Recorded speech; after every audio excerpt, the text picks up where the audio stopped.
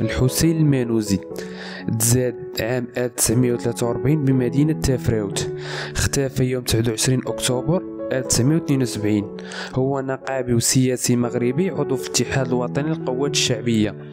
اختفى بتاريخ 29 أكتوبر سنة 1972 في مطار تونس أثناء السفر ديالو للمغرب. كان الحسين من مؤسسي شبيبة حزب الاتحاد الوطني للقوات الشعبية والشبيبة الاتحادية، وكان من المناضلين الأوائل لناضلوا من أجل جلاء القواعد الأجنبية العسكرية واستكمال الوحدة الترابية المغربية وفرض السيادة الشعبية والتضامن مع الجزائر. في سنة 1964 وبعد الطرد ديالو من شركة الخطوط الملكية المغربية بسبب النشاط النقابي ديالو، التحق بأوروبا حيث استمر في العمل النقابي داخل إطار مركزية العمال ببلجيكا، وكان ينتقل من بلد إلى آخر لتوعية الجالية المغربية والمساهمة في حملة محاربة الأمية بين العمال. في سنة 1968 رجع للمغرب حيث قضى عامين لم ينقطع فيها عن النضال في صفوف الاتحاد الوطني للقوات الشعبية، ومن وراها رجع فرنسا سنة 1970. هو نفس العام اللي تعين فيه الدليمي مدير عام للأمن الوطني في المغرب. اعتقلت السلطات عدد كبير من المناضلين الاتحاديين والعشرات من أفراد عائلة المانوزي، وانتهت بمحاكمة مراكش الكبرى سنة 1971 اللي خلصت ب5 أحكام بالإعدام في حق كل من الحسين المانوزي وسعيد بونعيلات والفقيه محمد البصري والفقيه الفقيقي وعبد الفتاح سباطة.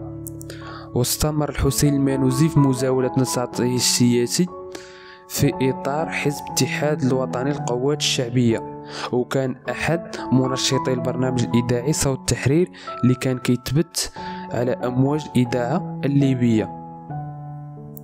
في سنة 1972 وبالضبط نهار 29 أكتوبر المصادف للذكرى السابعة لاختطاف المناضل المهدي بن بركة، دخل الحسين إلى التراب التونسي حيث تعرض لعملية اختطاف مدبرة بتنسيق مكشوف بين عدة أجهزة للمخابرات. اعتبر فيها البوليسي المغربي إدريس عدمول المسؤول الأول عن العملية بعدما انتحل صفة مقاول في ليبيا. وبعد الاختطاف مباشرة تم نقل الحسين إلى المغرب، ولم يسمع عن مصيره أي خبر إلى أن ذكره بلاغ لوزارة الأنباء المغربية يوم 13 يوليو 1975 إثر حادث فراره من المعتقل السري بأفتروا بالرباط، وقد دام ذلك إلى أن تم اعتقاله مجددا بعد أسبوع من الفرار من طرف إحدى فرق الدرك الملكي بنواحي عين عودة. وفي سنة 1971 وبعد إخلاء المعتقلات السرية تازمامات وقلعة مكونة وأكدز، نشرت الصحافة بناء على مصادر شبه رسمية أخبار عن تدهور صحة الحسين ووجوده بإحدى المستشفيات قصد العلاج.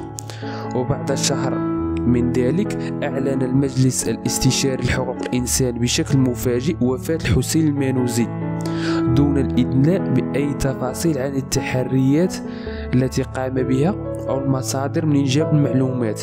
وأمام رفض العائلة قبول ادعاءات المجلس الاستشاري وتأكيد علي المانوزي بأن ابنه الحسين حي يرزق، تم إدماج اسم الحسين من جديد في لائحة مجهولي المصير إلى يومنا هذا، ولم يعرف مكان الحسين حتى الآن.